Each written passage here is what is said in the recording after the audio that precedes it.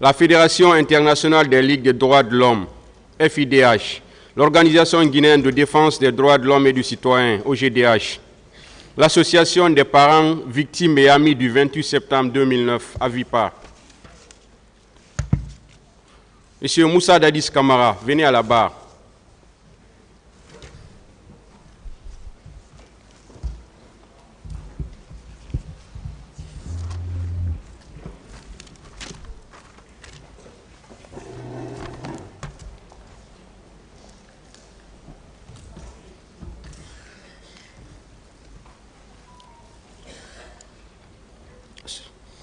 C'est vous. J'espère que vous allez bien aujourd'hui, Oui, Kamara. à la grâce de Dieu, Monsieur le Président. Dès que vous sentirez que ça ne va pas informer le tribunal, Ok. vous pouvez répondre par oui ou non aux questions ou dire simplement que vous ne répondez pas et en ce moment le tribunal appréciera. Merci, Monsieur le Président. On va vous poser des questions avec courtoisie et vous allez répondre de la même façon. Le ministère public avait la parole pour ces questions. Merci, Monsieur le Président. Nous allons continuer nos questionnaires. Monsieur Kamara, vous allez bien? Parfait. Dieu merci. Alors,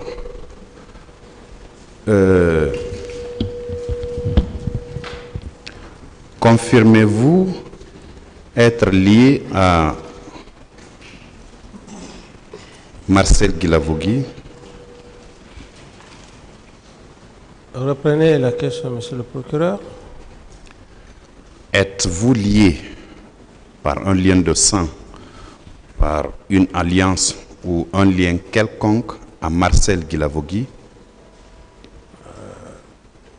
Merci pour la question, Monsieur le procureur. Sur le plan coutumier, dans la tradition,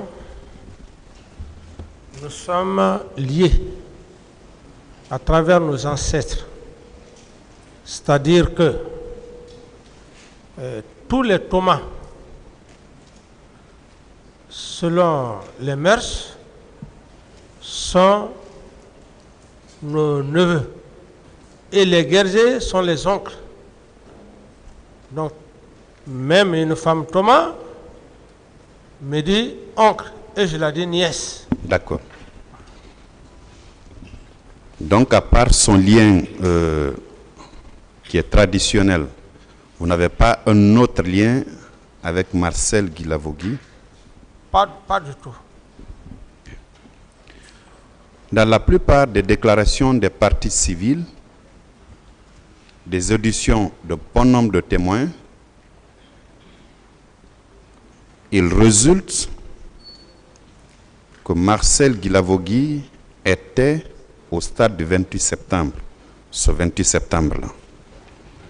Et même l'interrogatoire de certains accusés le confirme. Exemple, M. Claude Pivy a dit ici que Marcel Guilavogui était bel et bien au stade. Et quand il est allé pour vous faire le compte-rendu, vous avez dit que vous étiez déjà informé. Pourquoi, la semaine dernière, quand je vous ai posé la question de savoir ceux qui étaient au stade, vous n'avez pas cité le nom de Marcel Guilavogui? Oui, Monsieur le procureur, vous avez bel et bien posé la question que les gens auraient dit que M. Marcel était au stade. Mais moi, à ma connaissance, les mêmes informations, comme vous le dites, c'est les mêmes informations que j'ai reçues. Je veux savoir, Oui, l'information que vous avez reçue oui. indiquait que Marcel était bel et bien au stade? Je dis bien, Monsieur le procureur, les mêmes informations que vous avez reçues, et dans cette même salle, c'est en ce moment, effectivement, que j'ai compris à travers les déclarations. Avant cette salle, le 28 septembre 2009, Oui, quand vous receviez les informations de ce qui s'est passé au stade. La fois dernière, je vous ai posé la question de savoir si vous aviez un service de renseignement, vous avez répondu par l'affirmative. Est-ce que, en ce moment, la journée ou la soirée du 28 septembre, on ne vous avait pas indiqué que Marcel Guilavogui était au stade? D'abord, je ne l'ai pas vu. Hein? Ensuite... Vous ne l'avez pas vu au stade? Non, au camp Alpha. Oui. Ensuite, ma plus grande préoccupation, c'était par rapport à ces morts. J'étais plus préoccupé par rapport à ça. La seule personne que je me suis focalisé sur elle, c'était M. Toumba. Donc, c'est là où mon idée était braquée. Parce que c'est lui qui serait venu avec les militaires m'en dissuader pour ne pas que je m'y rende au stade. Alors, donc, après les événements, j'avais mon esprit focalisé sur lui. Est-ce que vous pouvez préciser votre question, Monsieur le procureur? Ma question, Monsieur le Président, est celle de savoir pourquoi M. Camara n'a pas cité le nom de Marcel Guilavogui la semaine dernière sur la liste des personnes qui sont allées au stade. Parce que dans toutes les déclarations, les témoins, les parties civiles et même les accusés, ça revient que Marcel était au stade. Vous avez bien compris la question, M. Camara? Oui, j'ai bien compris, M. le Président. Je veux juste faire savoir à M. le procureur que même dans mon PV, je n'ai cité personne dans mon PV. Oui, maintenant, là, il veut savoir pourquoi vous n'avez pas cité le nom de M. Marcel, parce que d'après lui, beaucoup sont passés ici, ils ont dit que M. Marcel était au stade. Parce que, qu'il veut savoir. Monsieur le Président, parce que je n'ai pas eu des éléments comme quoi il était au stade. Bien. Avez-vous connu M. Jean-Marie Doré? Parfaitement, oui. C'était un homme d'État, n'est-ce pas? Je le connais parfaitement. C'était un homme d'État, n'est-ce pas? Bien sûr, oui. Bien. Je suppose que vous aviez, à l'image de beaucoup de Guinéens, confiance en lui. Que? J'ai dit, je suppose qu'à l'image de beaucoup de Guinéens, vous aviez confiance en cet homme.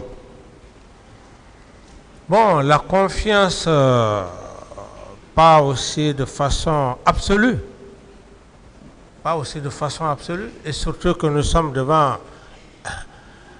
un tribunal criminel. Je ne peux pas d'emblée dire que j'ai une confiance absolue. C'est en fonction de la situation posée. Bien. Monsieur Jean-Marie Doré était au stade, ouais, à l'instar de beaucoup d'autres leaders politiques. Il avait été entendu par le pool des juges d'instruction. Son audition, puisque c'est une partie civile, date du 4 avril 2011. Il était 10 heures quand il se présentait devant le pool des juges d'instruction. C'est la cote 964 pour vos conseils. Je vais vous lire ce que M. Jean-Marie avait dit en substance devant ces juges. À la page 2, il dit ceci. Dans la matinée du 28 septembre, tous les leaders des forces politiques, membres des forces vives, se sont retrouvés à mon domicile pour prendre le départ pour le stade. Mais avant leur arrivée, les chefs religieux avaient demandé à me rencontrer, notamment Monseigneur Gomez de l'église anglicane et l'imam ratib de la mosquée Faisal El Hadj Ibrahim Abba, pour qu'on trouve un moyen pour éviter l'affrontement, puisque eux aussi avaient appris que le président allait envoyer la troupe pour empêcher le rassemblement.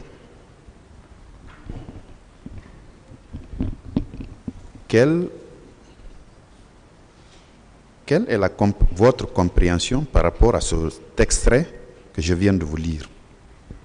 Étiez-vous disposé à envoyer la troupe bien avant, comme il l'a indiqué, parce que les leaders politiques, les leaders religieux, je m'excuse, étaient venus le rencontrer pour qu'ils puissent parler aux autres leaders afin de vous dire aussi de ne pas envoyer la troupe.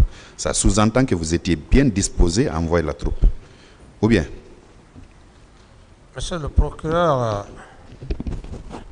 je n'avais pas cette intention d'envoyer une troupe.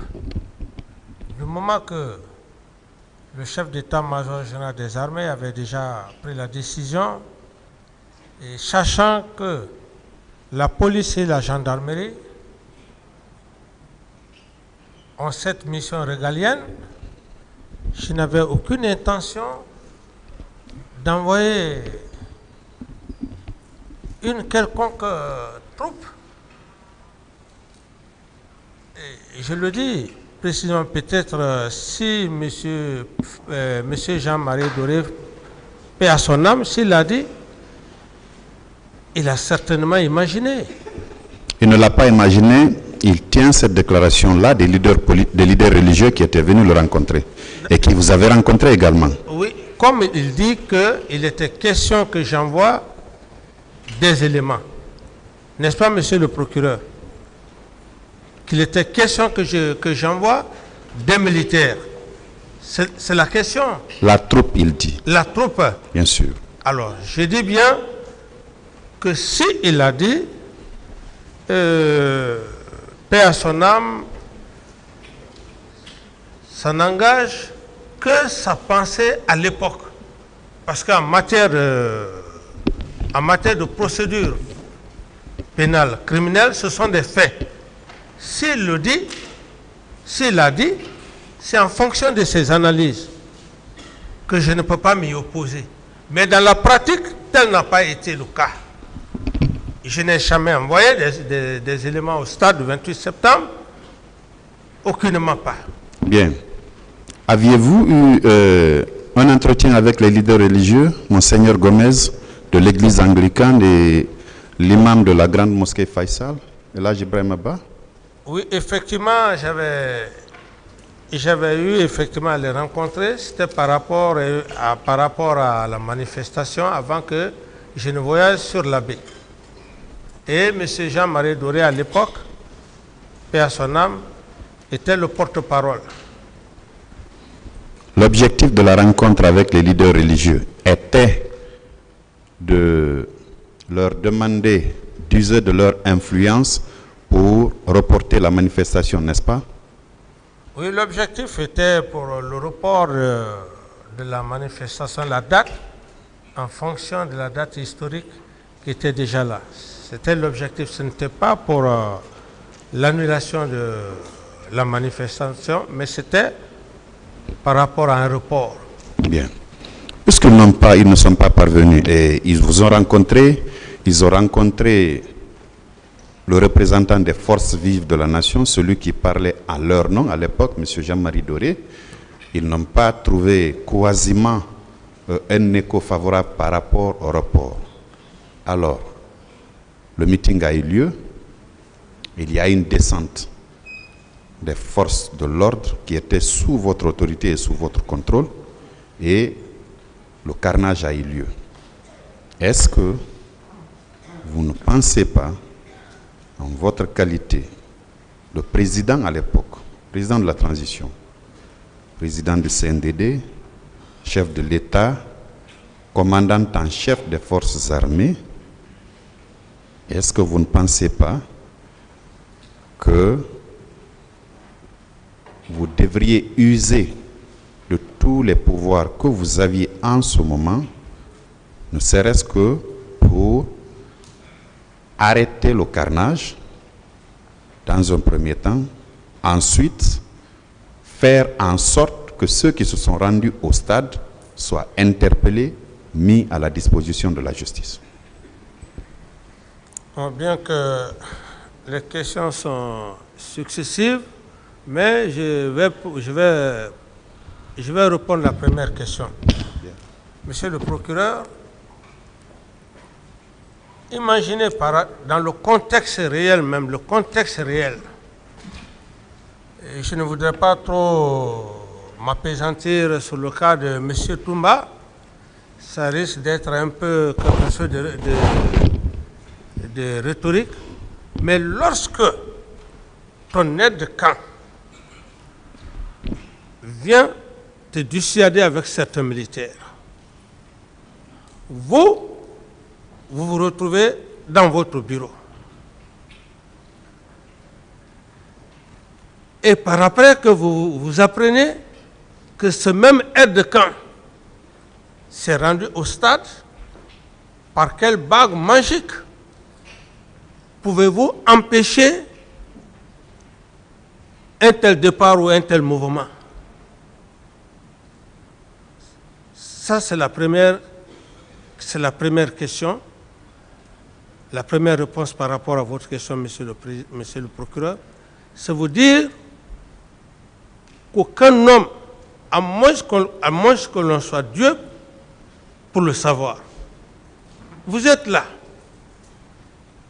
Un monsieur vous dissuade, vous rentrez dans votre bureau. C'est dans le même bureau que vous restez, vous apprenez qu'il est au stade.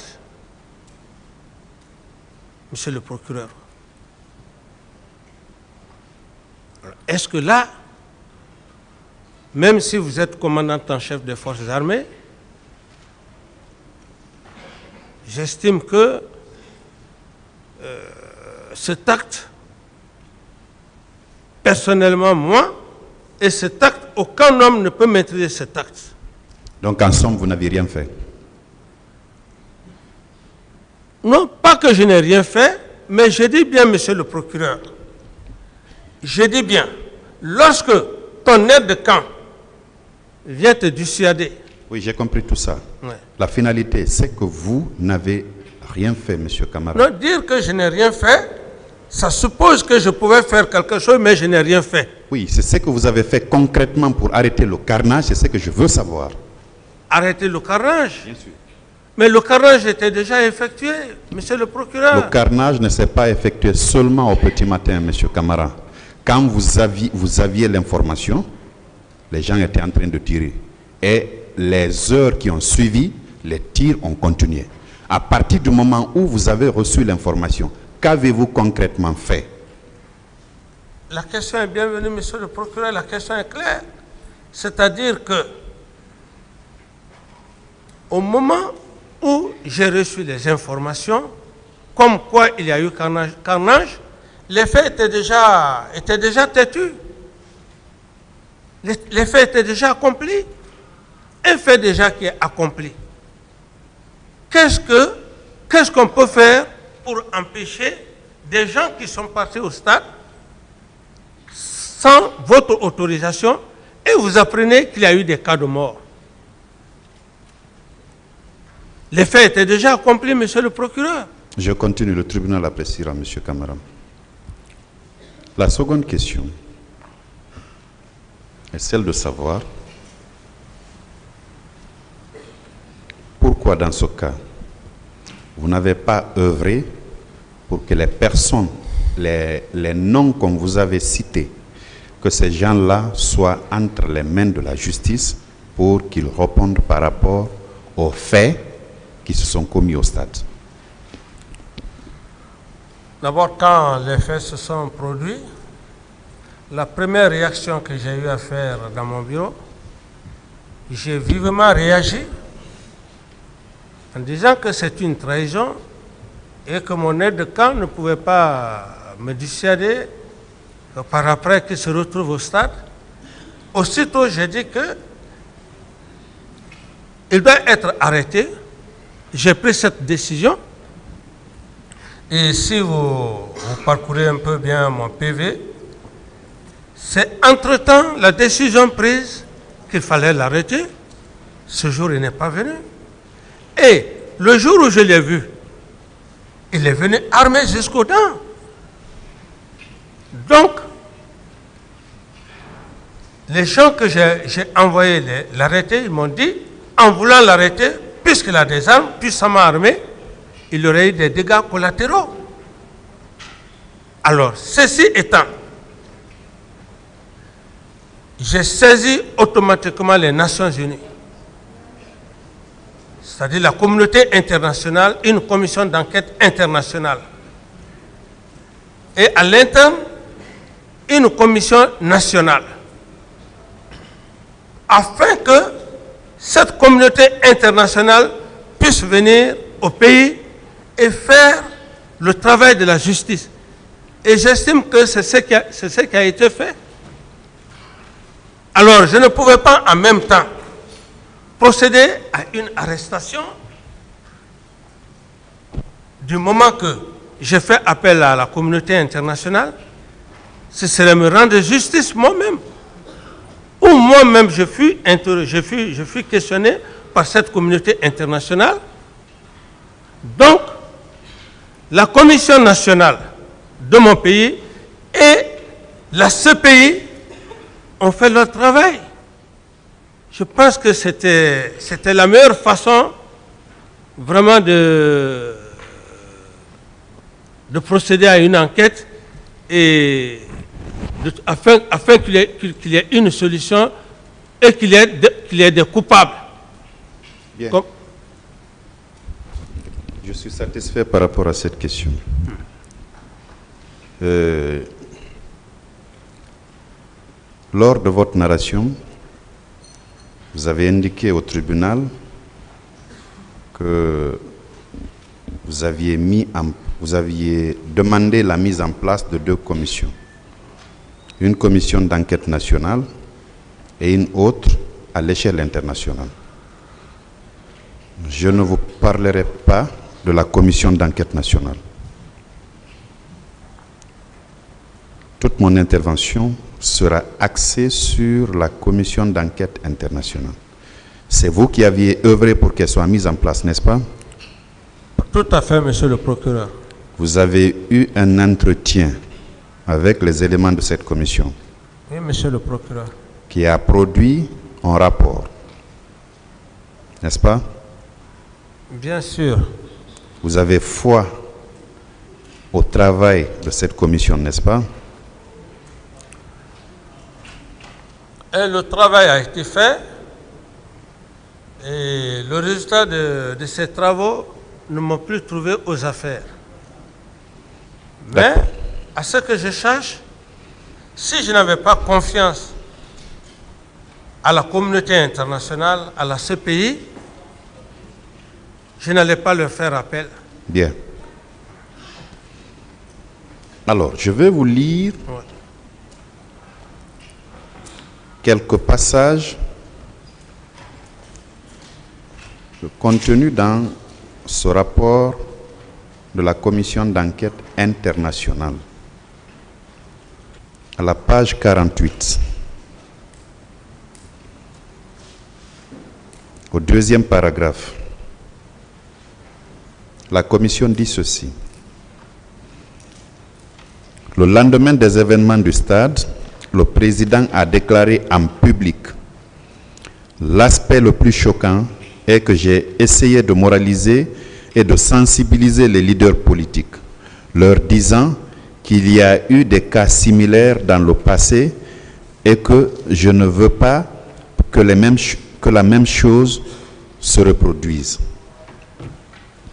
À plusieurs reprises, le président a attribué, la responsabilité des événements aux leaders politiques qui ont organisé une manifestation subversive, préméditée ou une insurrection. Il a déclaré que les leaders politiques étaient responsables d'avoir envoyé les enfants des autres à l'abattoir. C'est comme ça que cet extrait-là résulte bien de votre entretien avec les membres de la commission, n'est-ce pas? Oui, cet extrait. Mais il faut se dire la vérité, monsieur le procureur.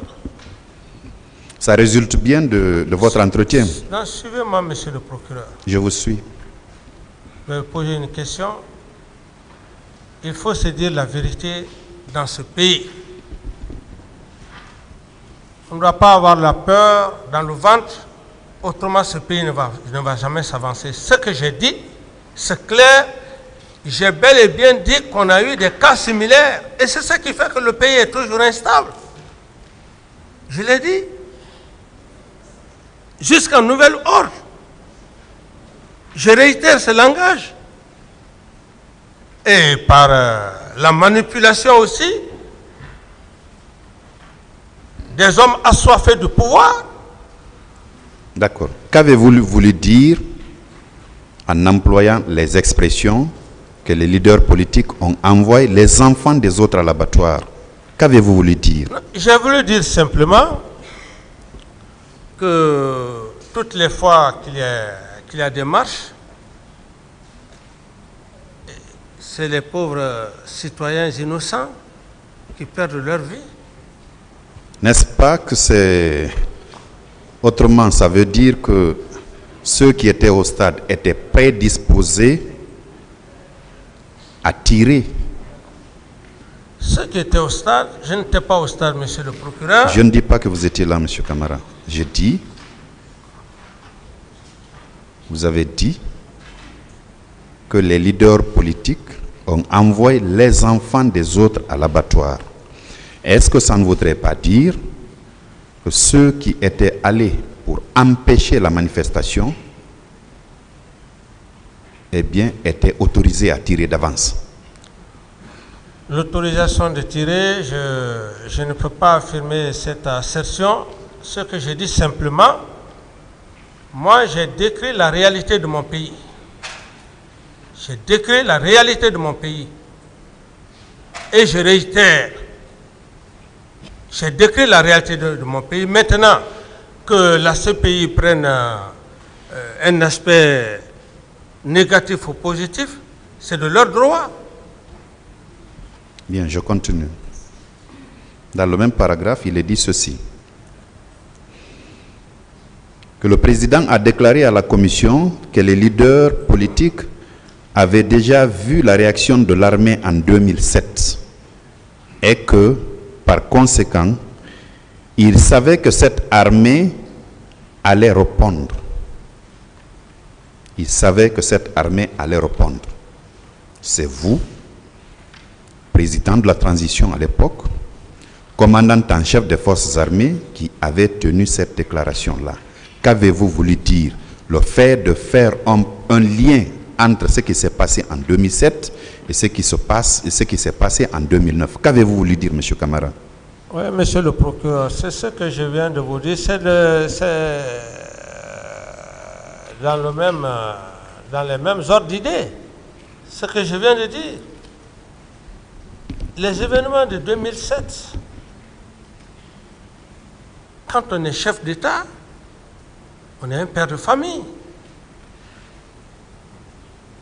Il y a des conseils qu'il faut donner. Ce sont des exemples.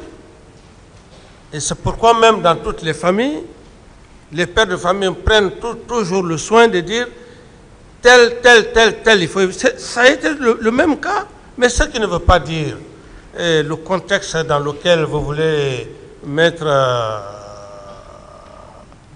ce n'est pas dans ce contexte. Moi, je ne suis pas l'auteur de ce rapport, M. Camara. Je ne fais que lire. J'ai donné... Excusez-moi. J'ai dit, monsieur le procureur... Excusez-moi. Oui, oui. Vous écoutez. Oui. Quand je vous pose une question, vous répondez. D'accord? Oui. Le président vous a dit que les questions ont un sens. Et la parole aussi.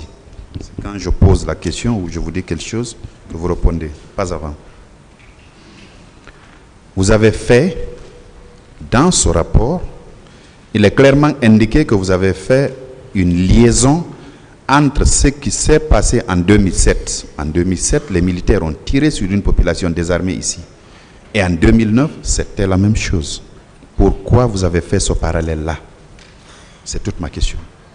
Oui, monsieur le procureur, c'est ce que j'insiste et je réitère que je vous le dis. Je dis,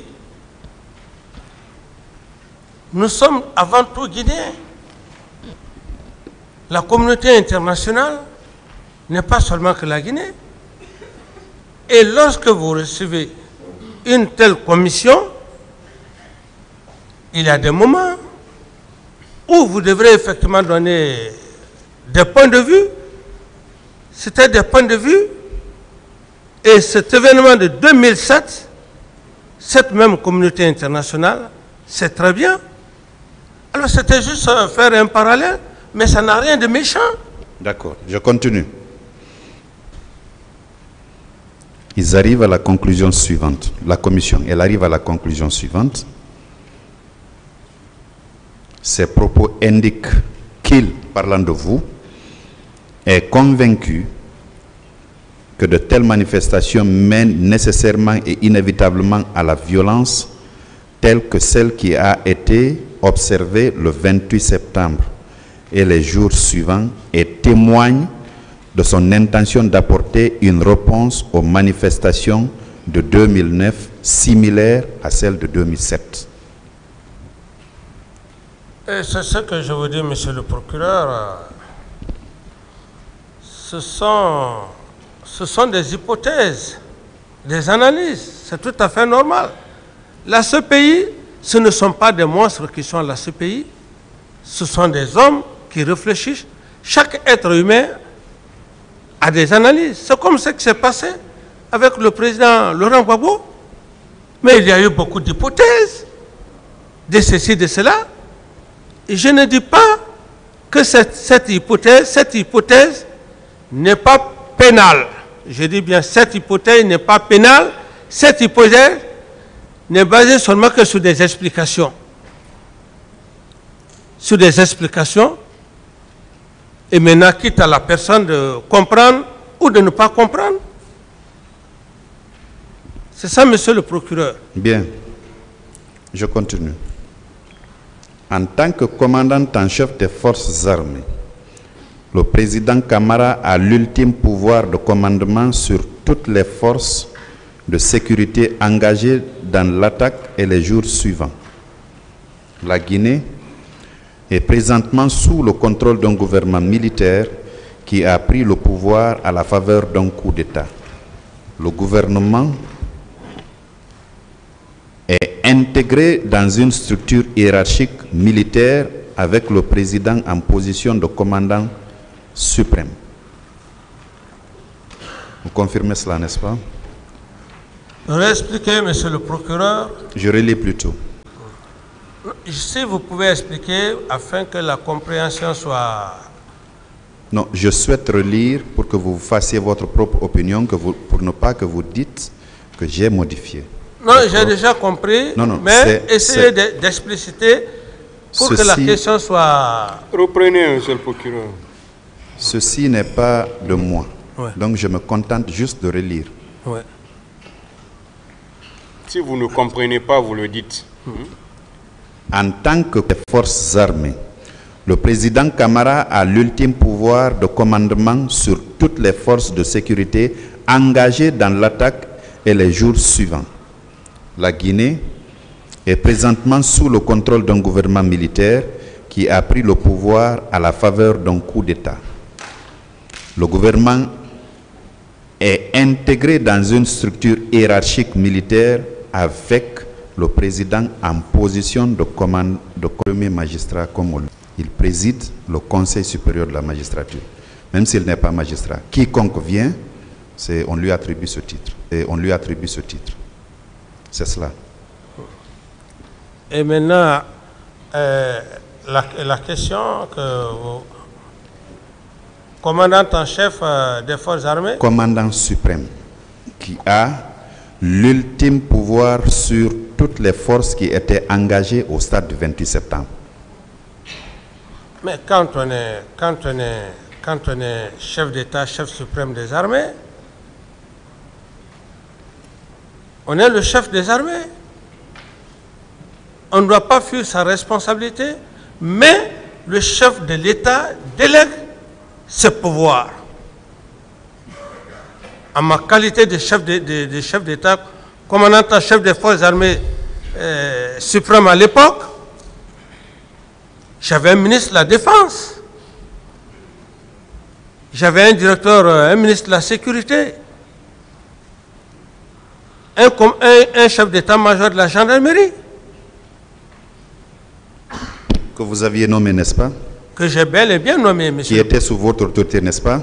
Bien sûr, monsieur. Qui vous rendait compte, n'est-ce pas? Dans le cadre du 28 septembre, Non, je ne parle pas de ce cadre seulement. Toutes ces hiérarchies militaires et policières que vous avez citées, et gendarmes, en fait, c'est vous qui les avez nommées. oui. Ils vous rendaient compte, n'est-ce pas?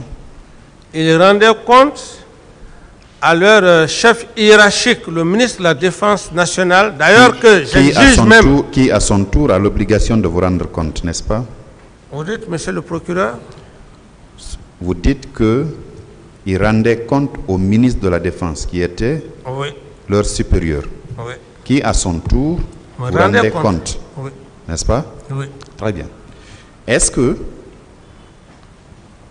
il ne prenait pas aussi certaines directives à partir de la présidence? Qu'il ne... Est-ce qu'il prenait certaines directives à partir de la présidence? Le ministre de la Défense? Oui. Monsieur le procureur, je ne vais pas en abuser de ce que j'ai eu à dire. Tout le monde m'a vu avec le général Sekouba. J'ai partagé le pouvoir comme un plat de riz avec le général Sekouba à part égale. À part égale. Tous les Guinéens peuvent me témoigner. À part égale.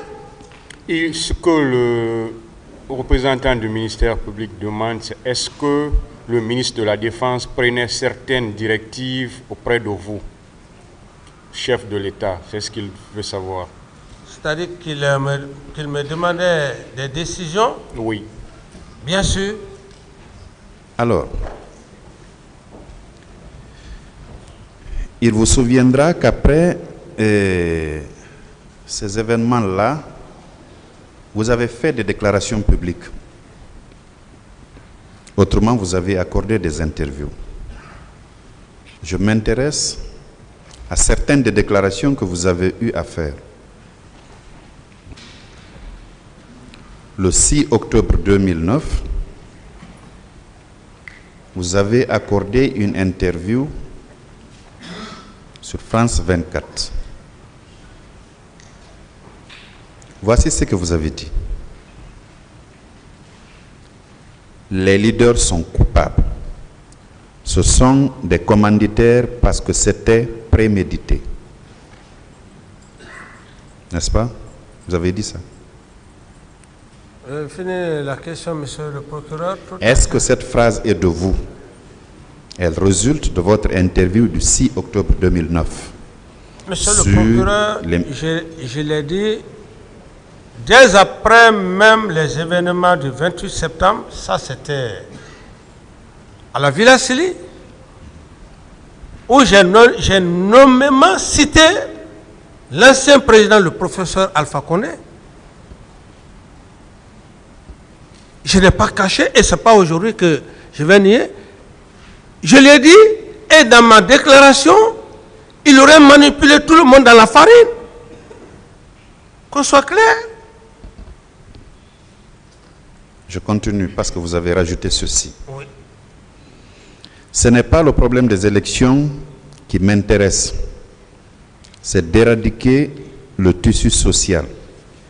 Rien ne sert d'organiser des élections libres et transparentes dans ce pays s'il y a ce clan qui tend à l'extrémisme, des fanatiques qui sont là avec des voiles noirs, des extrémistes purs et simples qui ont toujours secoué le régime de Lansana Conté. Leur stratégie, c'est de conduire cette marée humaine pour qu'il y ait accrochage entre la République et les sympathisants pour que la communauté internationale puisse aujourd'hui parler de problèmes de décès.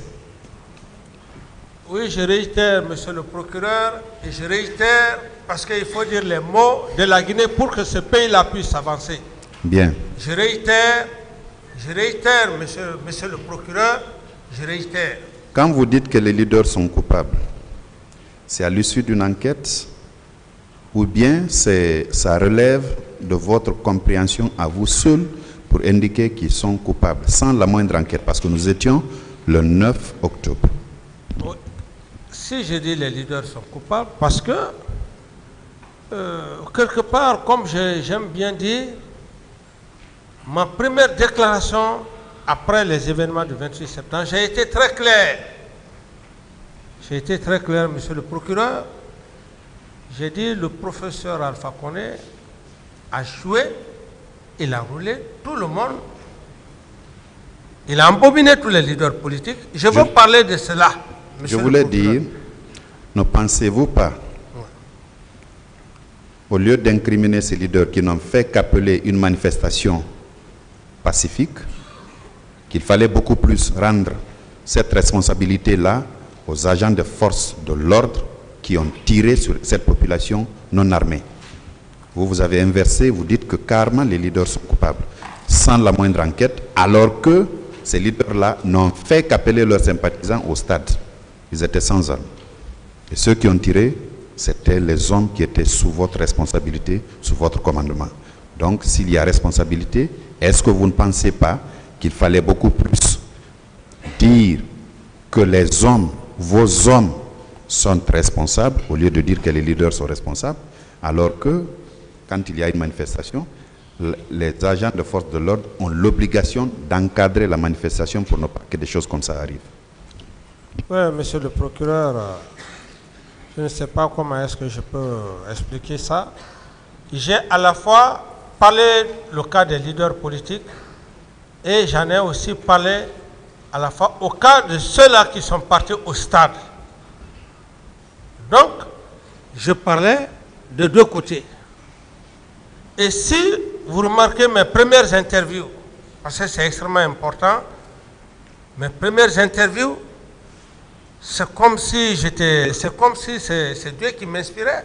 Je dis ce qui vient de se passer, ça a été fait de nature qu'à l'avenir, s'il y a un jugement, que le professeur Alpha puisse ne pas être là. Je l'ai dit, et c'est ça aujourd'hui qui est là.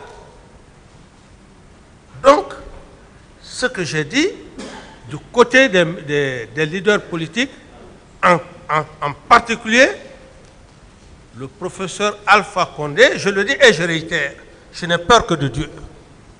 Je n'ai peur que de Dieu. Le côté des militaires, j'étais déjà engagé dans ça. J'ai attaqué une partie commun, j'ai attaqué le côté des militaires. C'est pourquoi même, quelque part, et lorsque je me suis abattu sur le cas de Toumba, j'en ai parlé. Je veux dire quoi, monsieur le procureur? Aujourd'hui, nous sommes devant un tribunal criminel. Et je dis, je le dis, on est tous appelés un jour à être rappelés. J'insiste et je réitère. Ces événements du 28 septembre, même ceux qui sont à l'école primaire, tout le monde sait. Ça a été quelque chose de savamment orchestré par le professeur Alpha Condé. D'autres questions? Merci, Monsieur le Président. Toujours dans la même lancée des interviews que vous aviez accordées,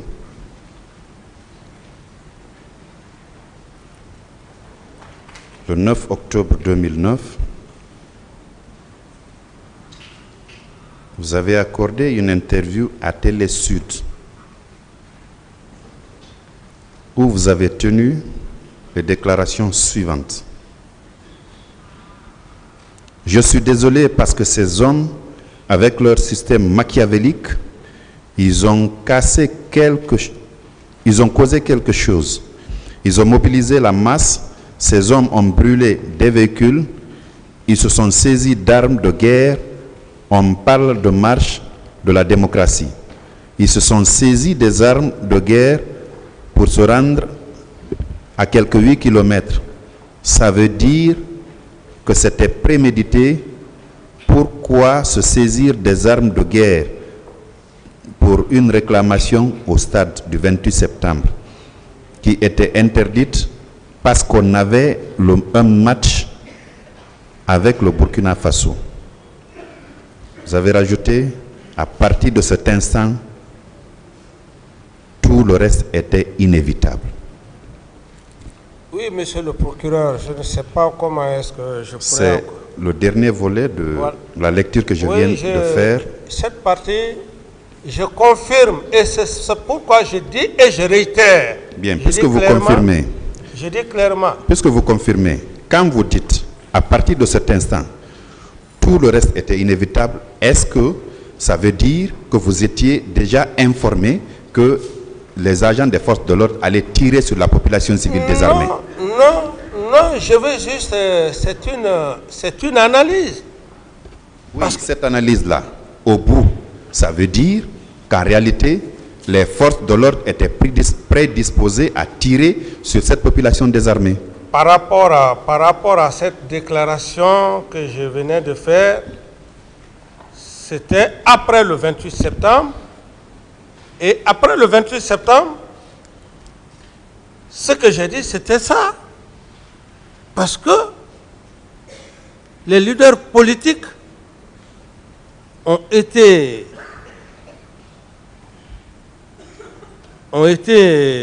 embobinés. Je veux savoir, M. Camara, ce bout de phrase, ça veut dire que vous dédouaniez les hommes qui ont tiré sur la population désarmée? Je ne dédouane pas, monsieur le procureur, ceux qui ont commis les crimes au stade du 28 septembre. J'ai voulu juste faire des parallèles. C'est-à-dire, du côté de ceux-là qui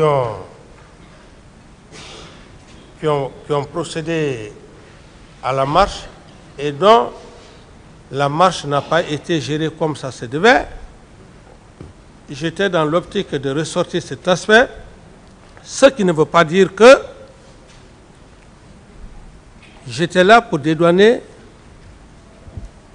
les hommes qui ont fait le massacre. Et encore mieux, ces hommes qui ont commis ce massacre, je n'étais pas prêt à les dédouaner. C'est juste une liste. C'est juste un compte rendu que j'ai eu. C'est ce compte rendu que j'étais en train de livrer à la population, la façon dont la masse a été menée et à travers les commissariats. C'était juste ça. Ce qui ne veut pas dire que c'est une façon de défendre qui que ce soit. Non, monsieur le procureur. D'accord. Si ce n'était pas une façon de défendre qui que ce soit, vous parliez constamment du commissariat qui a été saccagé, des armes qui ont été dérobées là, mais vous parliez moins des morts, vous parliez moins de ceux qui sont violés, alors que c'était votre population. Ces armes-là, ce commissariat-là, on pouvait tout reconstruire, on pouvait acheter des armes, mais c'est vite perdu. Est-ce qu'on pouvait remplacer là? C'est non, M. Camara. Je n'ai pas bien compris, monsieur le procureur. Je dis, oui, dans vos déclarations passées, oui, vous faisiez allusion de l'attitude des manifestants oui, qui sont allés s'en prendre, selon vous, au commissariat où ils auraient pris des armes de guerre, comme vous le dites. oui. Or, ça c'était un fait. Il y a aussi ces milliers-là, ces populations sur lesquelles on a tiré à bout portant, ces femmes qu'on a violées, ces familles qu'on a endeuillées. Vous n'en parliez pas du tout ou vous en parliez moins. Vous étiez pourtant le père de la nation guinéenne en ce moment. Je comprends votre question, mais telle n'était pas mon idée, comme Je n'en parlais pas. Non, c'est juste le choc survenu. Et lorsqu'on voit des pauvres personnes qui meurent comme ça, sans raison, parfois ça peut amener l'homme à réagir et à chercher la cause même. Pourquoi ça? C'est cet esprit-là qui m'avait animé, mais pas parce que je ne voyais pas le cas des morts, mais c'est le simple fait que parmi ces leaders politiques, il y avait un là-dedans, son objectif, vaille que vaille, il fallait le pouvoir, donc il fallait passer par d'autres stratégies. C'est ce qui m'a choqué. Bien. Mais je n'ai pas vu le côté, ce n'est pas parce que le côté, ceux qui sont morts que je ne voyais pas le côté. C'est l'acte qui s'est passé qui m'a le plus tôt choqué. C'est l'acte qui s'est passé qui m'a le plus tôt choqué. Mais ce n'est pas à dire que le côté de ceux qui sont morts, je ne voulais pas en parler, monsieur le procureur. Est-ce que vous vous souvenez si les drapeaux avaient été mis en berne? Vous dites? Après le 28 septembre. Oui. Est-ce qu'il y avait une journée de deuil national que vous aviez ordonnée pour la mémoire de ces... On avait mis les drapeaux en berne, vous vous souvenez? Je me rappelle plus. Je me rappelle plus. Vous n'avez pas, vous ne vous rappelez pas aussi si on avait fait une journée de deuil national pour honorer la mémoire de toutes ces personnes froidement abattues au stade du 28 septembre, votre population, parce que vous en étiez encore une fois le père de la nation guinéenne en ce moment? J'avais créé une commission. Il veut savoir s'il y avait eu une journée de deuil national, c'est ça? C'est exactement cela, monsieur le Président. C'est ce qu'il veut savoir. Est-ce qu'il y avait eu ça? Je me rappelle plus. Je me rappelle plus. D'accord. Je passe la parole à monsieur Camara qui va continuer. Merci, monsieur le Président. Merci, les assesseurs. Merci bien.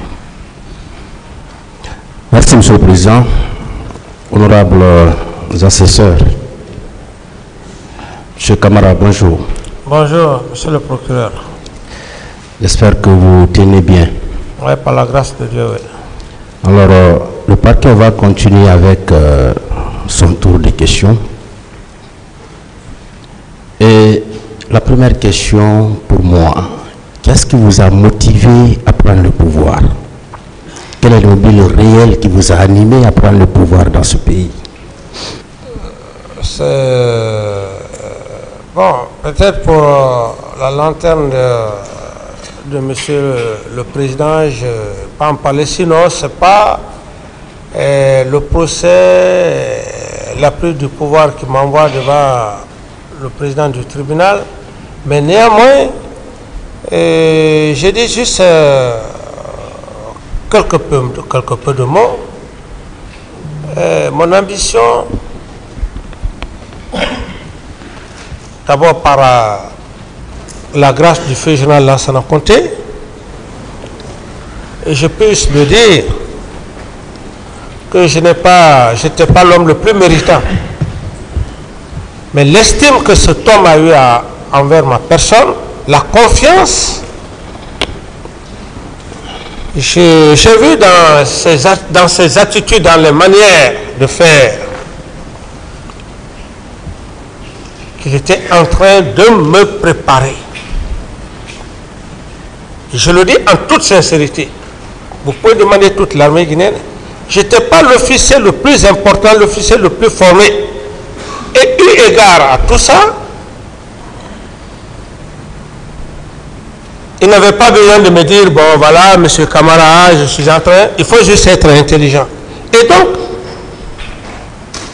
dès après qu'on m'a donné son décès, et comme je l'ai toujours fait, il ne fallait pas que son sang soit versé. C'est dans ce contexte que je me suis levé avec mes collègues pour la prise du pouvoir afin qu'il y ait la paix. Et comme vous l'avez d'ailleurs constaté peut-être à l'époque où vous étiez à l'université. Voilà. Bien, donc si je vous comprends, c'est le général Feu Lansana Conté qui vous a préparé. Mais, monsieur le procureur, il faut que je sois honnête devant ce peuple. Pourquoi je le dis? Est-ce que dans quel pays du monde entier, monsieur le procureur, vous avez vu un officier chaque jour, chaque nuit qu'il fait, qu'il y ait plus de 200, 300 hommes armés jusqu'aux dents qui passent la nuit chez lui sans être inquiétés? Dans quel pays du monde? C'est à cela que j'allais venir tout à l'heure. C'est pour cela que je dis que cet homme, je ne vais pas me vanter devant ce tribunal, devant le peuple de Guinée. Cet homme a fait, Dieu a mis mon cœur dans l'esprit de cet homme. Bien. Au moment où il mourait, il décédait dans la nuit du 22 au 23 décembre 2008. Où vous vous trouviez? Où vous étiez précisément lorsqu'on vous annonçait sa mort? Bon, c'est juste, comme je me suis déjà prêté à la question pour aussi satisfaire le président, et je vous dis simplement, moi j'ai des témoins, avant qu'il ne décède. Quand il décédait, vous étiez. J'étais à Kaporo. À Kaporo? Oui, à Kaporo. Dans un motel? J'étais à Kaporo chez un parent. C'était pas dans un motel? Bon, pas en tant que motel, mais un lieu où j'allais quand même me distraire avec certains hommes. C'était pas dans un motel, mon capitaine? Non, j'ai dit... Est-ce que c'était dans un motel à Kaporo? J'ai dit bien, là où j'étais dans un lieu... de réjouissance. Parfait. Merci bien. Et qui vous a annoncé le décès de la mort du président Lansana Conté? La première personne qui vous a annoncé la mort de ce grand homme, comme vous le qualifiez? En toute sincérité, je le dis sauf que cet homme-là n'a pas œuvré pour moi, je le dis entre Dieu et moi. La toute première personne qui m'a informé, paix à l'âme de mon ami Feu Keleti Faro, qui était un ami inséparable, c'est lorsque Claude Pivy... Ce camarade qui vous a informé? Quelle est la première personne qui vous a informé? La première personne qui m'a informé, c'est le Feu Keleti Faro qui a reçu un coup de téléphone du camp Samori. D'autres questions? Donc c'est Keleti Faro qui vous a informé? J'ai dit, il a reçu un coup de téléphone parce que j'étais avec lui. J'étais arrêté avec lui, il a reçu un coup de téléphone. Ce coup de téléphone, mon capitaine, est-ce que le capitaine Dadis est à côté de vous? Il dit oui. C'est là où effectivement, il a dit informer le capitaine Dadis que paix à l'âme du feu général Lansana Conté. Donc c'est à travers son téléphone que vous avez été informé? D'abord, avant même que je ne vienne... Monsieur Camara, oui. Qui vous a informé? C'est ce que je dis. J'ai dit que je fus informé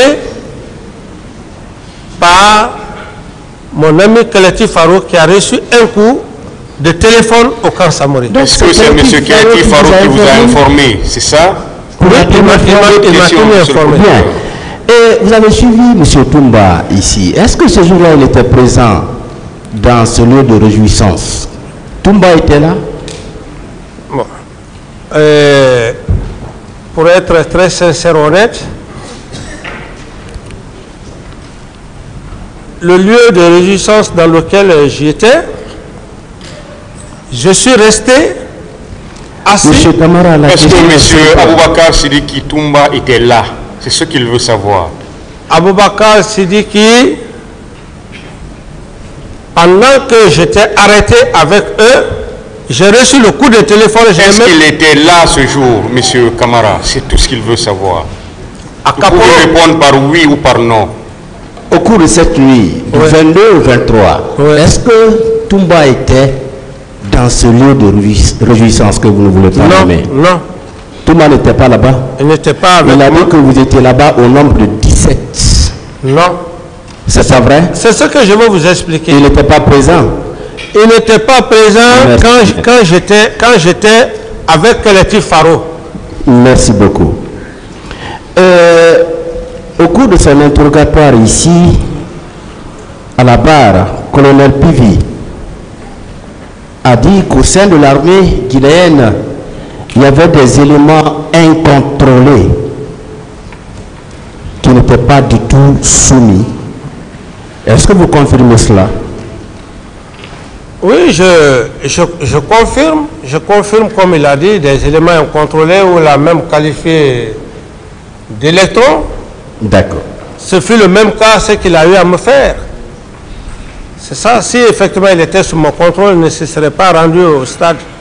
C'est ça. Bien. Et le même Pivi dit que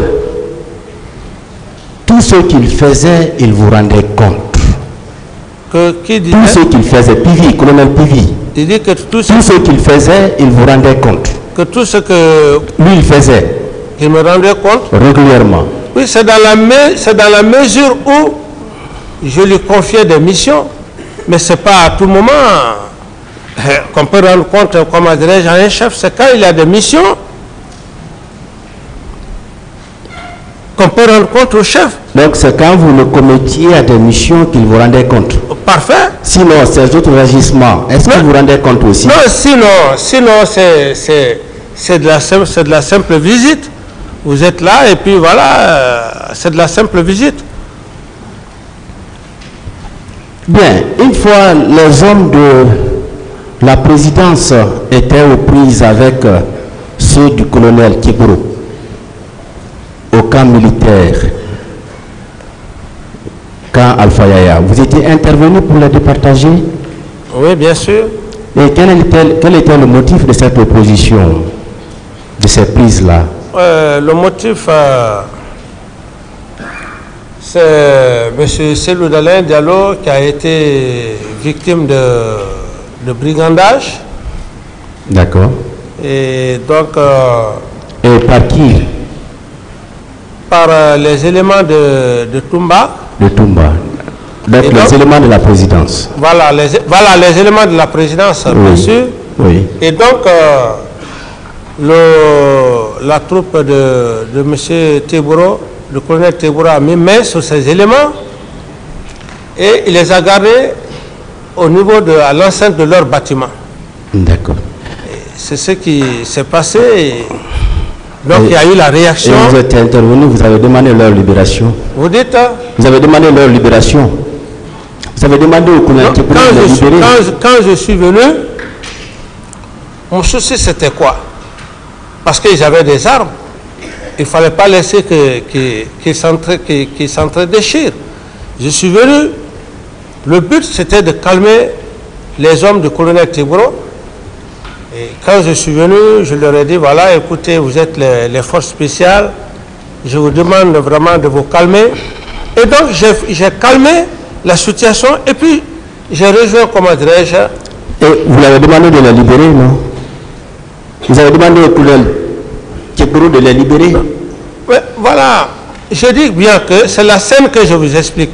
Je ne suis pas venu pour libérer des gens, je suis venu pour essayer de faire de l'accalmie entre les hommes du colonel Teburo et les hommes de Maintenant, à la fin, ils ont été libérés? Bon, à la fin, là, je ne sais pas parce que c'est pas mes attributions. Vous pouvez maintenant demander le colonel Teburo comme il est là. À la fin, qu'est-ce qui s'est passé? Il Bien. pourra mieux vous expliquer. Bien. Est-ce que les hommes de Kiburo étaient souvent coiffés de béret rouge? Vous dites? Les hommes de Kiburo. Est-ce que parfois ils portaient des bérets rouges? Non, les hommes de Tégoro portaient le béret vert avec des t-shirts noirs que moi-même, je les qualifiais de force spéciale. D'accord. Et d'ailleurs, c'est cette même force-là qui a fait que il y a certaines choses qui ne se sont pas passées au camp. D'accord. Et parlez-nous de Foromo. Qui est Foromo? Bon, monsieur le procureur, vous parlez de Foromo. La personne qui a parlé de Foromo, c'est cette personne-là que vous devrez la faire venir ici. Vous n'avez jamais connu Foromo? Il y a plusieurs Foromo. Oui, Foromo le féticheur alors. Je dis bien... Je précise, Foromo le féticheur. Ça n'engage que monsieur Aboubakar Toumba Diakité. Vous n'avez jamais connu Foromo féticheur qui était au camp Alpha Yaya Diallo?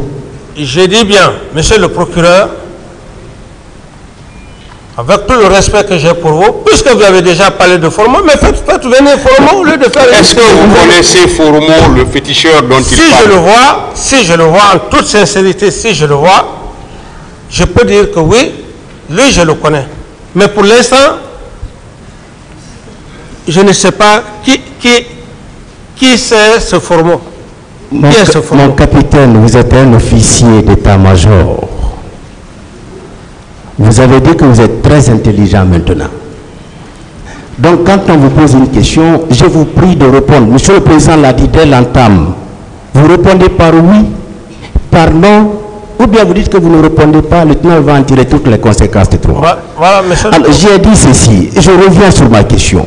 Est-ce que, mon capitaine, vous connaissez un certain Foromo féticheur qui était avec vous au camp Alpha Yaya Diallo? Non. Non. Et Toumba dit que vous avez été chez ce féticheur-là pour signer un pacte de non-trahison. Vous confirmez cela? Vous n'avez jamais signé un pacte avec lui, chez Foromo? Non, pas du tout, c'est des allégations. D'accord. Et chez M. Gono Sangaré, il a ajouté qu'un soir, vous êtes allé chez M. Gono Sangaré, colonel Gono Sangaré, où vous avez trouvé plus de 100 personnes qui étaient armées de flèches et qui vous a gardé là-bas de 17h jusqu'au petit matin. Est-ce que vous confirmez cela? Ce sont des allégations. C'est pas vrai? C'est pas vrai. Merci bien. Trouver des hommes avec flèches, c'est pas vrai. D'accord. Et par rapport à Marcel, étiez-vous informé de son accident? Non, je n'ai pas été informé de l'accident de Marcel en tant que tel. D'accord. Le 28 septembre, au petit matin, vous ne l'avez pas vu au camp, là-bas? Le 28 septembre, la seule personne que j'ai vue et qui m'a dissuadé, qui était mon aide de camp, c'était Aboubakar Toumba. Vous n'avez pas aperçu Marcel? Non. D'accord. Quel était l'effectif des éléments de la présidence, ceux qui étaient à la présidence? Il y avait combien d'hommes environ? Je pense qu'à ce niveau, il y avait un commandant de régiment, un adjoint, et je pense que Toumba peut mieux encore vous dire le nombre parce qu'il avait un secrétaire. Donc, vous ne pouvez pas estimer? Non, je ne peux pas estimer parce que je ne m'occupais pas du régiment. Je n'étais pas le chef du régiment. D'accord. Est-ce que tous ces éléments de la présidence étaient armés? Ils étaient tous armés? C'est à lui de demander parce que c'est lui qui... Non, les éléments de la présidence, ceux-là qui étaient à vos côtés, est-ce qu'ils étaient tous armés? Mais les éléments de la présidence, s'ils sont militaires, ils sont forcément armés. Merci bien. Et Marcel a dit que la consigne qui avait été donnée à la présidence est que tout le monde devrait être coiffé en béret rouge. Ça, c'est vrai? Ça, bon, ça s'est passé certainement entre eux, mais l'affaire de Béret Rouge Consigne, ce n'était vraiment pas mon travail, ça. D'accord.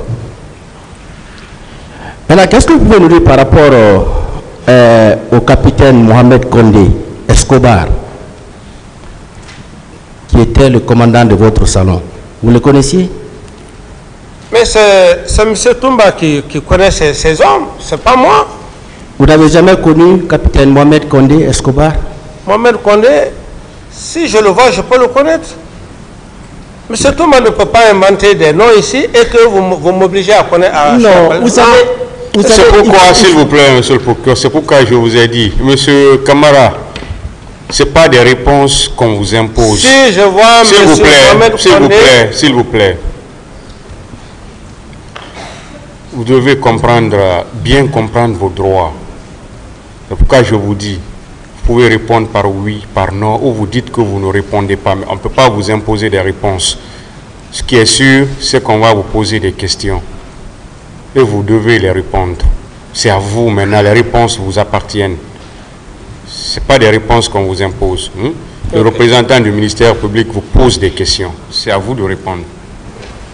Allez-y, monsieur le procureur. Bien, il a été dit ici que Marcel était très puissant et qu'il osait même agresser des ministres devant vous.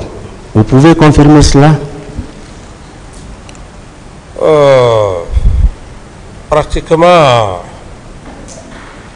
s'il y a eu des agressions, moi le seul cas que j'ai vécu, c'était le cas du général Toto. Mais puissant, ça c'était entre eux. C'était entre eux, c'est eux qui se connaissent, c'était entre eux. D'accord. À votre retour de la baie, le 27, est-ce qu'un mouvement de soutien était venu à la présidence? Le 27? Quand vous étiez revenu de la baie? Je n'y pense pas. Non. Non, je n'y pense pas. D'accord. Le 28 septembre, est-ce que vous avez vu Théodore, Georges Makambo et Sankaran Kaba à la présidence? Que si j'ai... Vous les avez vus à la présidence? Georges, vous connaissez Théodore? Georges et qui? Théodore, Georges, Sankaran Kaba et Makambo. Bon, le 28 septembre, quand Makambo m'avait donné l'information dans la précipitation, je n'ai pas pu distinguer les éléments, ils étaient tellement nombreux, mais j'estime que on était tous là-bas, peut-être à la seule exception qu'ils puissent aller ailleurs, mais sinon, tous les matins... Est-ce que le 28 septembre, vous avez remarqué leur présence à la présidence? Le 28 septembre? Au cours de la matinée. Au cours de la matinée, je n'ai pas remarqué leur présence. D'accord. On vous avait informé que les leaders politiques étaient admis à la clinique Pasteur? Oui. Vous étiez passé le voir?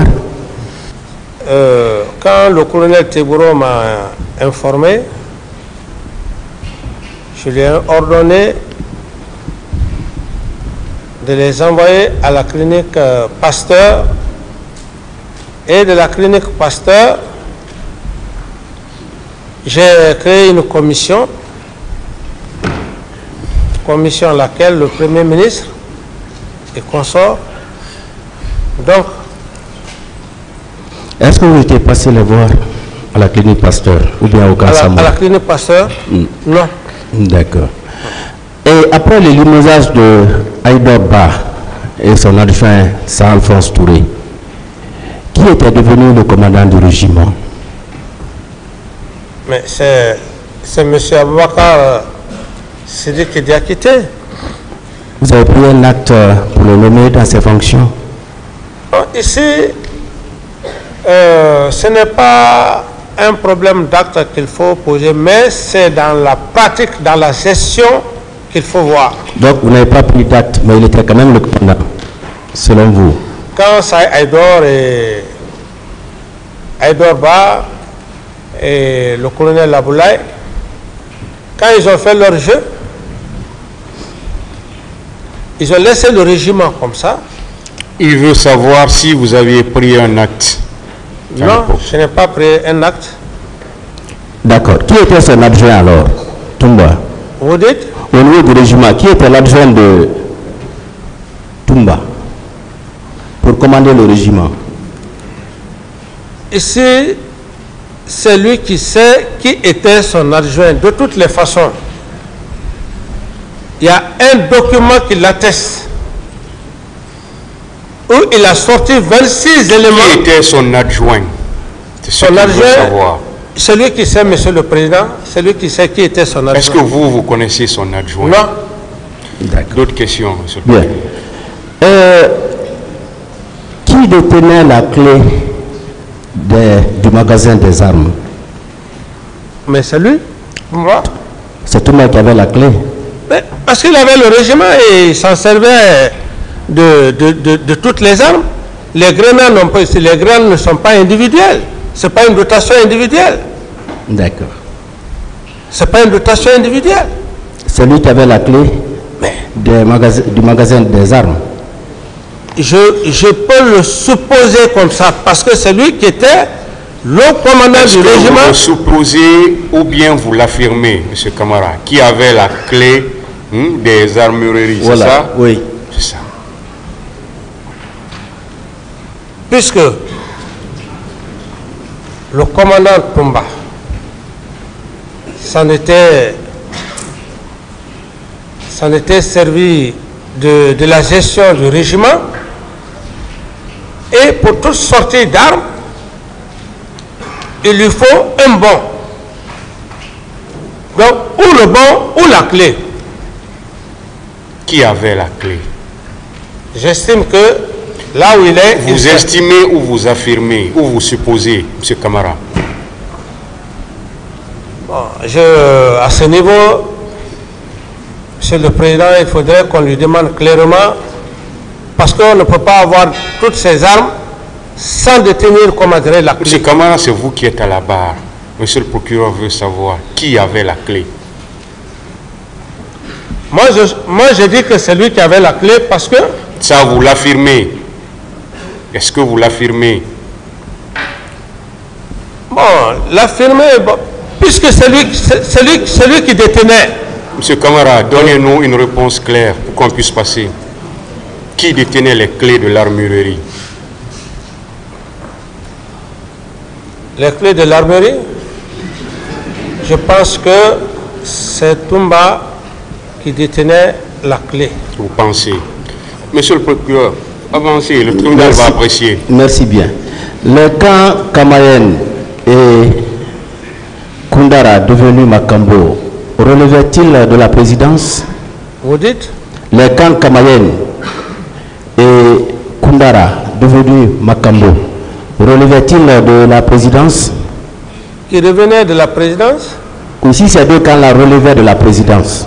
Le camp Koundara, Kamayen, oui. Bien sûr, oui. D'accord. C'était des unités. Qui commandait ces deux camps-là? Vous dites? Les deux camps-là étaient commandés par qui?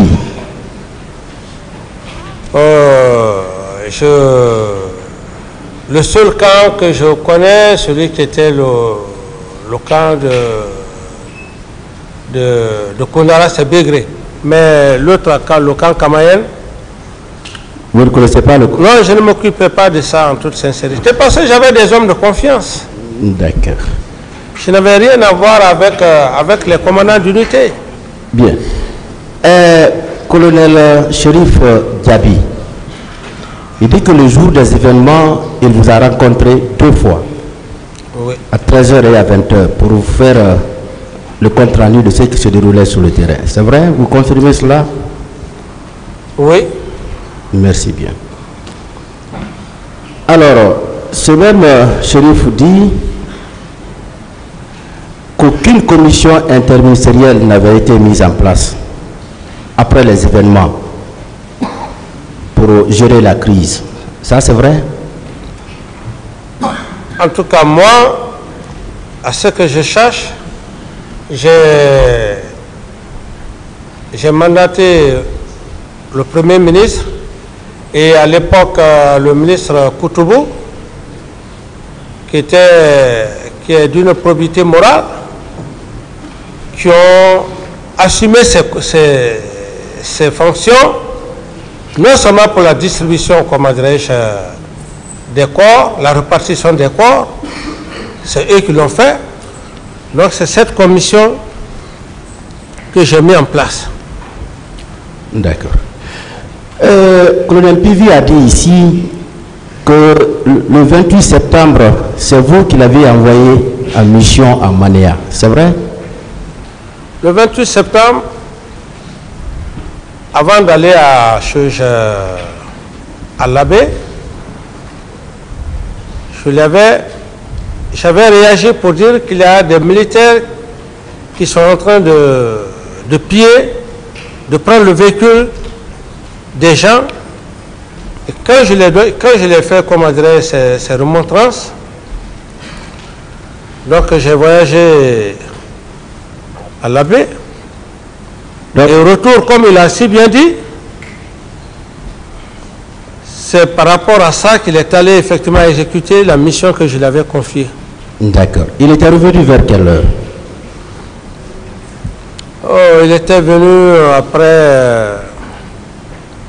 bon, je ne peux pas exactement... C'est après les événements, c'est après qu'il y a effectivement le massacre au stade du 28 septembre qu'il est venu. Oui, il dit que quand il est arrivé à Bambeto, il a appris ce qui s'est passé au stade, mais à son retour au camp, il vous a fait le compte rendu, non seulement de sa mission, mais de ce qu'il avait appris. Et à cette occasion, vous lui avez dit que c'est vous qui avez envoyé le colonel Kebro pour maintenir l'ordre au stade. C'est Pivi qui a dit ça, ici. Oui, mais le colonel Pivi a dit devant vous, ici, monsieur le procureur, qu'il ne l'a pas dit. Donc, non, il l'a dit, hein. Nous, oui, mais moi, je dis bien que toute personne qui fait des déclarations de la sorte n'engage que cette personne. Voilà. Donc, ce qu'il a déclaré là, dire que c'est vous qui avez envoyé... Non, je n'ai jamais envoyé le colonel Tebro. Le colonel Tebro, c'est sa mission. C'est un gendarme, un officier de police judiciaire. Ils sont chargés du maintien d'ordre. Le matin... Donc, M. Colonel Pivi n'a pas dit la vérité par rapport à ce point. Non, s'il dit que j'ai envoyé le colonel Tebro, je n'ai jamais envoyé le colonel Tebro. Merci beaucoup. Et est-ce qu'il arrivait, lors de votre règne, que des citoyens soient enlevés ou arrêtés, gardés au niveau du camp Alpha Yaya? Ça, je n'en sais rien. Vous n'avez jamais appris cela? Non, mais un président quand même, c'est pas une fonction qui va te permettre de sortir voir, non, quand même. Et un chef d'État, ce n'était pas mon problème, ça. Moi, j'étais dans mon bureau. D'accord. Il faut respecter quand même la fonction d'un chef d'État, quelle que soit la nature, hein. Bien. Je reviens un peu par rapport à Aïdor Ba et son adjoint, qui était bien sûr le commandant du régiment, et également Touré qui était l'adjoint. Est-ce que vous confirmez, je reviens là-dessus, vous confirmez qu'après leur limogeage, vous n'avez pris aucun acte officiel pour nommer qui que ce soit à la tête du régiment? Oui. Merci bien. Et le régiment était composé de combien d'hommes? Je ne saurais vous répondre, monsieur le procureur. Ce n'était pas dans mes attributions. Un chef d'État n'a pas besoin de chercher à savoir, même si on est militaire, à moins que vous soyez curieux. Mais ça n'a jamais été mon problème. Je n'ai jamais cherché à savoir ce nombre. D'accord. Vous avez dit ici que vous n'êtes pas prêt à demander pardon aux victimes. C'est plutôt Toumba et Sekouba qui doivent demander pardon. Vous confirmez cela? Vous maintenez cela? J'ai été très clair, monsieur le procureur. Avant tout, je suis un être humain. Je suis appelé un jour à être rappelé par Dieu. J'ai dit clairement, contrairement à des hypothèses qui se passent, le président Dadis doit demander pardon aux leaders, aux victimes. J'ai dit non. Ceux qui ont commis les actes, qu'ils reconnaissent d'abord. Une fois reconnaître les actes, je serai le premier à demander pardon au peuple de Guinée. Mais des gens qui ont commis des actes, ils ne veulent pas reconnaître, moi je vais venir demander pardon aux victimes. Mais c'est être quand même, je ne sais pas. C'est dans ce sens-là que j'ai parlé. Sinon, les victimes, où je suis, monsieur le procureur, ceux qui ont commis les actes, je dis bien, ceux qui ont commis les actes, ou même si M. Aboubakar Touma Diakité avait eu le courage de dire qu'il est parti au stade, je serai le premier à venir demander pardon, le fait qu'il a reconnu, le fait qu'il a fait, j'allais le faire. C'est comme un père de famille, vous avez des enfants, ils ne reconnaissent pas leur faute. C'est dans ce contexte que j'ai parlé, mais je respecte la mémoire des victimes et je suis prêt. Lorsque, monsieur le président, la sentence va tomber, si je suis acquitté, et j'estime bien que je serai acquitté, je serai le premier à demander au peuple de Guinée, mais que justice soit faite d'abord. Bien. Que justice soit faite. Bien. En 2009, est-ce que vous vous souvenez avoir donné des instructions à votre intendant, colonel Gonou Sangaré, afin de procéder au retrait de la somme de 10 milliards de francs guinéens au niveau de la Banque centrale, afin d'entretenir les recrues de Kalea? Vous vous souvenez avoir donné ces instructions? Monsieur le procureur, ce n'est pas M. Camara. Cela ne ressemble pas à M. Camara. Vous n'avez jamais donné d'instructions dans ce sens? Je n'ai jamais donné l'ordre à qui que ce soit de débloquer un montant de quelque nature que ce soit. Et vous n'avez pas appris aussi que ce montant-là a été décaissé pour entretenir les recrues de Kalea? Vous n'avez pas appris cela aussi? Je n'ai jamais appris. Merci beaucoup. Bien. Qui est Jacques Mahomi? Jacques Mahomi?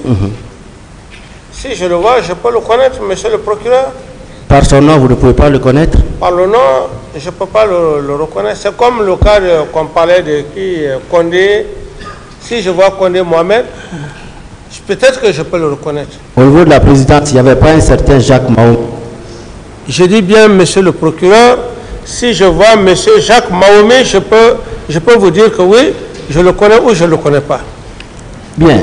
Est-ce qu'il y avait combien de recrues à Kalea? Ou bien on ne vous a pas dit même le nombre? Par rapport à l'affaire de Kalea, monsieur le procureur, le président ne s'occupe pas du recrutement. Deuxièmement, si vous voulez en savoir ce qui s'est passé à Kalea, que le général Sekouba soit là, c'est lui qui a fait le recrutement. Qu'il soit là. Tant qu'il n'est pas là, c'est lui qui a fait le recrutement de Kalea, c'est lui qui sait comment il a recruté. Oui. Mais moi, je ne parlerai pas à sa place. Mais sous votre autorité? Mais sous mon autorité, quelqu'un qui a violé d'abord un principe. Le jour du 28 septembre, Monsieur il s'en Camara, va sans mon ordre de mission. Monsieur Camara, la question est de savoir est-ce que vous connaissez le nombre des recrues de Kalia? Je ne connais pas le nombre des recrues, Monsieur le Président. D'autres questions, Monsieur le procureur? Bien. Ce que par rapport à Kalea, il y a plus de doute parce que notre parquet a pris soin d'écrire au directeur actuel de Kalea. Il nous a répondu. Et nous allons mettre après l'écrit à la disposition de vos conseils. Et ce directeur a dit quoi? Juillet 2009-2010, arrivée des soldats du CNDD. Recrutement et formation des soldats du CNDD. Cette formation ne relevait pas du commandement de la gendarmerie. Le directeur du centre, c'était lieutenant Bienvenu Lama. Le directeur des études, lieutenant Jean-Louis Pogomou. Et il a dit enfin, recrutement sous le régime du capitaine Moussa Dadis Camara. Voici ce que le directeur nous a envoyé. Le capitaine, Moussa Dadis Camara, oui, qui a fait ce le directeur actuel de Kalia. Oui, mais quand même, c'est tout à fait normal quand on dit sur le régime du capitaine Moussa Dadis Camara, il faut... C'est ça, c'est son régime. Moi, je vais vous dire que nous, on n'a plus de doute par rapport à l'existence de Kalia. À partir de cet écrit, nous avons la conviction désormais qu'il y a eu un recrutement au niveau de Kalia sous le Attendez la question. Attendez la question. Voilà. Qu'on ne nous interrompt pas surtout. Oui. Voilà, monsieur le procureur, je voulais vous donner... nous interrompt pas. Je voulais vous donner une précision. Oui, attendez, monsieur le procureur. On ne s'est pas compris, monsieur le procureur. Avec votre permission. Voilà, on ne s'est pas compris. Je voulais juste vous dire... S'il vous plaît. Attendez. Monsieur le Président, avec votre permission, on veut bien que notre client continue à répondre aux questions relatives à la pièce à la disposition du procureur. Mais comme vous le savez mieux que quiconque ici dans cette salle, les pièces, les preuves, elles sont discutées de façon contradictoire. Nous ne pouvons pas admettre qu'une pièce qui n'est pas à la portée de toutes les parties fasse l'objet de débats. Ça viole le contradictoire, ça viole les droits de la défense. Je vous remercie. Je voudrais bien, si le ministère public veut que des débats se prolongent sur cette pièce, qu'elle soit portée à la connaissance du président, Moussa Dadis Camara, des parties civiles et de tous les accusés. Sinon, notre client ne pourra pas être à mesure de répondre aux questions concernant une pièce qui ne détient pas. Je vous remercie. On continue, hein, s'il vous plaît, on continue, ça suffit. On continue. Merci, monsieur le Président. Le ministère public a compris. S'il vous plaît, on continue. Merci. On continue, s'il vous plaît. Merci, monsieur le Président. Bien, nous allons continuer. Nous allons vous lire quelques dépositions de témoins. Quelques dépositions de témoins. Oui. Voilà. Certains officiers et certains cadres qui ont eu à travailler avec vous ont été reçus par les magistrats instructeurs. Des témoins civils ou militaires? Suivez, monsieur Camara, ne soyez pas pressé. Attendez. J'ai dit certains officiers et certains cadres qui ont eu à travailler avec vous. Oui. Bien. Je commence par le colonel Oumar Sano, oui, chef d'état-major général des armées, qui a déclaré ceci. On lui a posé la question: est-ce que vous étiez au courant de la manifestation des forces vives qui devait avoir lieu le 28 septembre 2009 au stade du même nom? Il dit: effectivement, nous avions été mis au courant de l'organisation de cette manifestation par les médias privés, locaux et étrangers, et également par l'autorité supérieure. On lui a encore posé la question: concernant la manifestation elle-même, quelles dispositions sécuritaires avez-vous prises? Il a répondu: à la veille de la manifestation, j'ai reçu l'ordre du président de la République de consigner tous les militaires dans les casernes, à l'exception de la gendarmerie et de la police, qui seront chargés du maintien d'ordre. En exécution de ces instructions, j'ai convoqué au camp Alpha Yaya, à la présidence de la République, tous les chefs d'état-major, le directeur national des services de police et son adjoint. À l'occasion, j'ai répercuté la consigne qui m'a été donnée par le chef de l'État. J'ai appelé chacun à prendre toutes les responsabilités pour contrôler et faire respecter les instructions reçues. Vous confirmez ces déclarations? Oui. Bien. Peu après, j'ai reçu une délégation de la Croix-Rouge qui m'a demandé de lui passer des véhicules pour permettre le ramassage des corps qui gisaient au stade. J'ai agréé la demande aussitôt en ordonnant au chef de train de mettre les véhicules qu'il fallait à leur disposition au nombre de 4. Je précise que c'est la Croix-Rouge qui s'est occupée du ramassage des corps. Un rapport dressé à cet effet et qui m'a été déposé par la dame, lesquels intéressés ont trouvé, voilà, par la dame à l'état-major, le nombre de corps y est indiqué ainsi que les circonstances dans lesquelles les intéressés ont trouvé la mort. Ces causes tenaient à la bousculade, à des impacts de balles. Ce rapport important se trouve dans les archives de l'état-major général des armées que j'ai déjà quitté. Vous confirmez cela aussi? Ça, c'est sa déclaration. D'accord. C'est sa déclaration, je ne peux pas confirmer, c'est sa déclaration. D'accord. Bien. On lui a dit, selon le rapport de la Croix-Rouge, quel était le nombre de corps? Si j'ai bonne souvenance, il y avait 57 corps, dont 7 par balle et autres par bousculade. Vous avez eu ce compte rendu-là? Combien de corps? 57 morts. 57? Oui. Oui, effectivement, c'est le même rapport qu'on m'a envoyé, oui. Vous confirmez cela? Oui, c'est le même rapport qu'on m'a envoyé. Voilà. Mais il se trouve que ce qu'il a dit est un peu contraire à ce que le général Toto a dit. Parce que le général Toto, vous avez bien collaboré ensemble. Oui. Et il vous a toujours rendu compte de tout ce qu'il faisait. Il vous a toujours rendu compte. Oh, je respecte sa mémoire. Posez la question, monsieur le procureur. Voilà, il a dit ceci.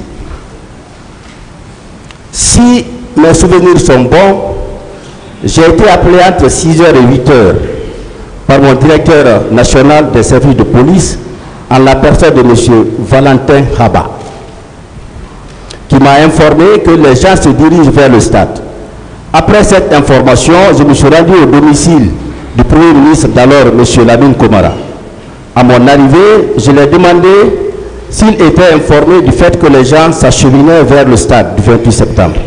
Il m'a répondu qu'il n'était pas informé. Par la suite, il m'a demandé qu'on se rende au camp Alpha Yaya auprès de M. le Président, M. Moussa Dadis Kamara. Nous y sommes effectivement rendus. Là, nous avons été introduits dans la chambre du président où nous avons trouvé Moussa Keboro et Abakar Sidiki Diakité Toumba. Ce jour, il était très énervé parce qu'il avait ordonné de ne pas organiser le meeting. En compagnie du Premier ministre, nous avons cherché à le calmer. Entre-temps, il s'est habillé en tenue militaire. Le Premier ministre, M. Lamine Komara, nous a quittés en me demandant de continuer à le calmer. Ça, c'est vrai? Je dis bien que je respecte sa mémoire. Je ne veux pas rentrer, ça n'engage que cette affirmation.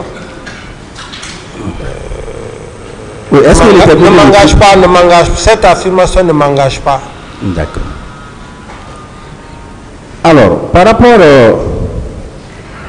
aux différents corps. Voici ce que le général Toto a dit. C'est à 13 h que de mon bureau, j'ai été informé. À 14 h, je me suis rendu au camp Samori où j'ai constaté la présence d'un camion militaire avec à son bord 22 corps que nous avons bien compté. Je suis allé immédiatement au camp Alpha Yaya pour rendre compte au président de la République, M. Moussa Dadis Camara. C'est vrai, il est allé vous rendre compte? Monsieur le général Toto, il est décédé, je ne peux pas parler à sa place. Ce qu'il a dit, c'est pas vrai. Je ne m'y reconnais pas là-dedans. D'accord. Il a continué, il dit en réaction, il, c'est-à-dire vous, m'a dit voilà pourquoi il ne voulait pas que ce meeting-là soit organisé. Est-ce que vous aviez déclaré ça en sa présence? Monsieur le procureur, qu'est-ce que vous voulez maintenant que je dise? Je dis que c'est simple. Cette déclaration, je ne l'affirme pas. Très bien. Il est déjà mort. Je respecte sa mémoire. Il a continué en disant à 17 h, j'ai été informé que 3 camions stationnés dans la résidence de feu général Lansana Conté avaient à leur bord des corps. Au décompte, ils contenaient 54 corps. Je suis reparti au camp Alpha Yaya pour rendre compte encore au président. Je lui ai dit qu'il y avait 54 corps dans 3 camions garés dans la résidence de feu président Lansana Conté.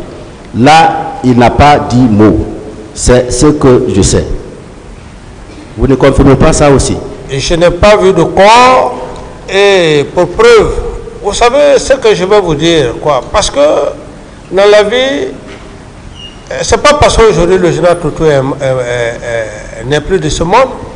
J'aurais voulu, s'il était là, parce que des corps tels que vraiment vous l'exprimez, connaissant la situation, on m'aurait transporté ces corps-là au camp Alpha pour me mettre devant les faits accomplis. Mais si tel n'a pas été le cas, on dit que tel lieu, tel corps, et même le ministre de la Santé m'aurait fait un compte rendu. Donc, monsieur le procureur, franchement parlant, cette assertion n'engage que la personne vraiment qui a eu à le dire. D'accord. Monsieur le directeur général de la police nationale, monsieur Haba Valentin, a dit ceci. J'étais là lorsque le colonel Ansoine m'a appelé pour me dire que tout est gâté et pour cause il y a des coups de feu. Sous l'instruction du général Toto, nous avons déposé tous les corps à l'infirmerie du camp Samori. Donc il vient confirmer ce que le général Toto a dit. Il dit que effectivement des corps ont été déposés au niveau du camp Samori. Vous croyez en cette déclaration du directeur national, du directeur général de la police? C'est ce que je vous dis, monsieur le procureur. Moi, je n'ai pas vu de corps. Est-ce que je peux confirmer ces déclarations? Non, je n'ai pas vu de corps en ma qualité de chef d'État à l'époque. Le minimum serait quand même de me faire voir ces corps. Mais si tel n'a pas été le cas, et dans le PV même, nulle part c'est écrit, on a transporté tel corps au camp Alpha pour que le président Camara puisse voir à l'époque. D'accord. Par rapport au stade, le directeur du stade en 2009 avait été entendu aussi. Il s'agit de M. Ibrahima Souri Keita. Alors voici l'état dans lequel il avait trouvé le stade. À mon arrivée au stade avec mes travailleurs, j'ai constaté ce qui suit. La présence de plusieurs chaussures à tous les endroits du stade, les portails endommagés, la présence d'une grenade non loin de mon bureau, sous le sac contenant des matériaux du terrain synthétique, le tunnel endommagé, quelques fauteuils endommagés sur la pelouse. Alors, ce qui veut dire que, effectivement, il y a eu des tirs au stade. Qu'il y a eu des tirs au stade. Je n'en disconviens pas, ce serait de très mauvaise foi pour dire qu'il n'y a pas eu de tirs. Quand bien même que je n'y étais pas, mais à ma connaissance, il y a eu bien des tirs à ma connaissance. Il faut se dire la vérité, parce qu'il y a eu des morts. Bien, pour le moment, merci Monsieur le Président. Merci Monsieur le Président, ainsi que les assesseurs, messieurs les assesseurs, pour la continuation des débats avec Monsieur Capitaine Dadis Camara. Monsieur Camara, j'aimerais savoir, ainsi que le tribunal, est-ce que, en âme et conscience, vous croyez sincèrement que des Guinéens ont perdu la vie? Merci Madame, en toute sincérité, en âme et conscience. Oui. Les Guinéens ont perdu des vies. Oui. Des vies énormes.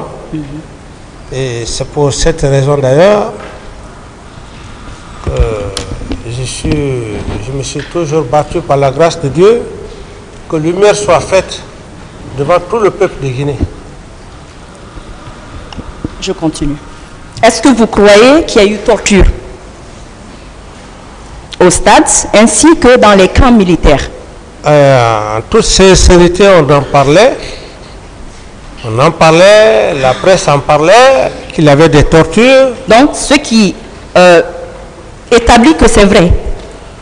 Oui, mais lorsque la presse en parle, des informations, alors c'est comme une information peut être là. Est-ce que cette information qu'on donne, est-ce qu'elle est sûre, est-ce qu'elle n'est pas sûre? Mais de toutes les façons, moi, j'apprenais comment dirais-je à la radio. À la radio. En toute sincérité. Ok. Ouais. Je continue également. Est-ce que vous croyez au fait de pillage perpétré dans plusieurs quartiers de Conakry?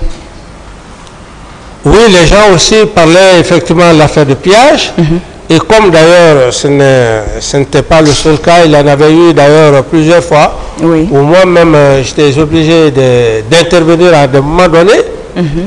Et ces pillages-là, ça parlait. Donc, vous croyez à la thèse, à cette thèse? Vous croyez que les gens ont perdu la vie, les personnes ont été torturées, il y a eu pillage, il y a eu agression sexuelle, il y a eu viol. Vous croyez à tous ces faits? Madame, je dis clairement et je réitère, il faut être un Satan pour ne pas dire qu'il n'y a pas eu de cas de mort au stade. Ok. Donc, si vous croyez réellement Oui. qu'il y a eu ces faits pendant que vous étiez président de la République, Oui. est-ce que ça doit surprendre quelqu'un aujourd'hui de voir ses victimes dans cette salle?